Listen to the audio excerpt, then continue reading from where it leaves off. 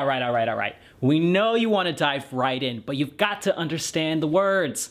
All the words. Because there really is some special jargon to both the undocumented movement and education. So now it's time for a vocabulary lesson!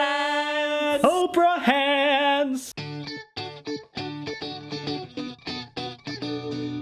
So like we said, in this episode, we're going to throw a bunch of words at you. A bunch! But we also have some general rules you should follow as well when going through the college application process. Ask all the questions. Don't mess up on something just because you don't ask. Seriously, things can get seriously messed up and you'll have to start all over. So if you're worried, just call.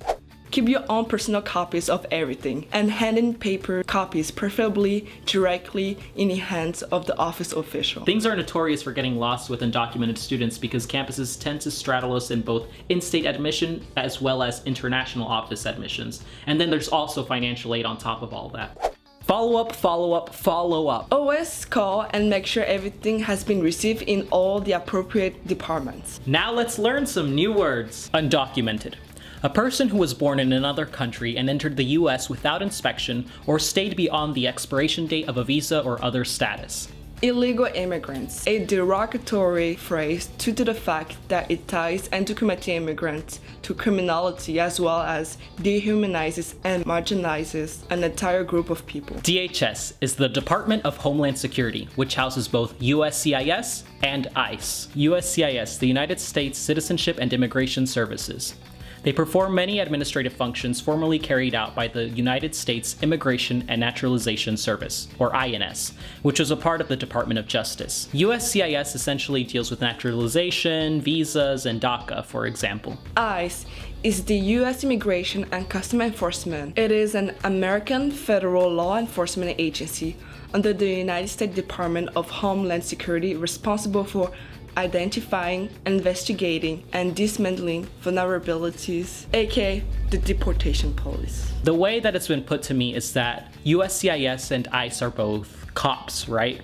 But USCIS are the good cops and ICE are the bad cops. Unlawful status versus unlawful presence. Unlawful status is a classification for those who have stayed in the US past their visa expiration date. Unlawful presence, though, is for those who have never been in the US legally via approved documentation. This is important because unlawful presence is considered a more serious crime and often leads to barred reentry, unlike unlawful status. An EAD, or Employment Authorization Document, is just a fancy schmancy word for a work permit. It is a document issued by the USCIS to authorize an undocumented immigrant to work in the US for a period of time, usually 1 year. With a work permit, we may legally work in the United States for any employer. The DREAM Act was the Development, Relief, and Education of Alien Minors Act. It not only provided the opportunity for undocumented people to enlist in the military or go to college, but also to have a path to citizenship, which they otherwise would not have without this legalization.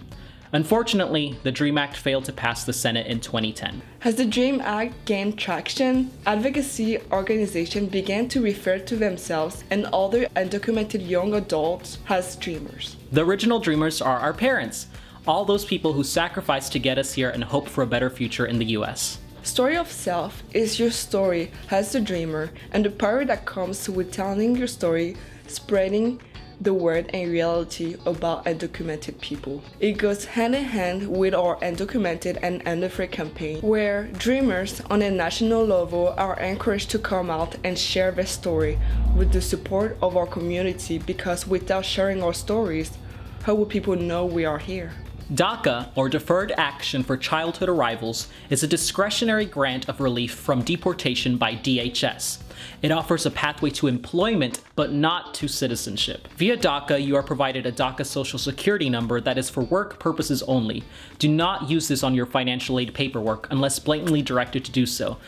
For example, in some cases with work study at your specific college or university. An iTIN, or Individual Taxpayer Identification Number, is a tax processing number issued by the Internal Revenue Service to submit taxes if you do not have a social security number. Advanced parole is permission for certain undocumented people who do not have a valid immigrant visa to re-enter the United States after traveling abroad for special circumstances. The Common Application is an undergraduate college admission application that applicants may use to apply to any of 515 members colleges and university in 47 states. Individual states may also have their own common application, most notably Texas's Applied Texas application, because that's how Texas do. In order to apply for state residency in particular states, you will need to complete an Affidavit of Intent to declare that you meet the criteria to be eligible for in-state tuition and state financial aid. It is important that you speak with your school's admissions or international office and ask if they require an affidavit. Also, this form must be formally notarized by a notary. A notary is a person authorized to certify formal documents. The good thing is that many schools have an on-site notary in the registrar office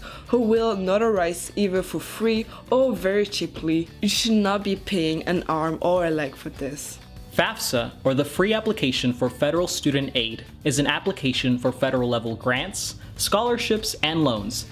Even though undocumented students aren't eligible for federal aid, some schools still prefer the FAFSA be filled out to receive state aid, and the FAFSA may also be needed to apply for particular scholarships. Your state may also have their own unique state financial aid application, like the TASFA in Texas. Make sure you speak with your school and find out which form they require. Tuition equity is a law or policy in some states that allows Dreamers to receive in-state tuition rates. If a state doesn't have tuition equity laws or financial aid laws, you're likely not eligible for any sort of financial aid and will be classified as an international student. Unfortunately, that means you'll be required to pay international tuition rates. Man, way to end on a sour note.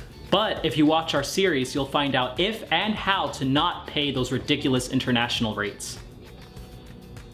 Bah! This form must be formally notarized by a notary. Dude, I just totally did the Barack Obama like. It's a deck. No. I will grant all of you citizenship. I wish. Yes! Oh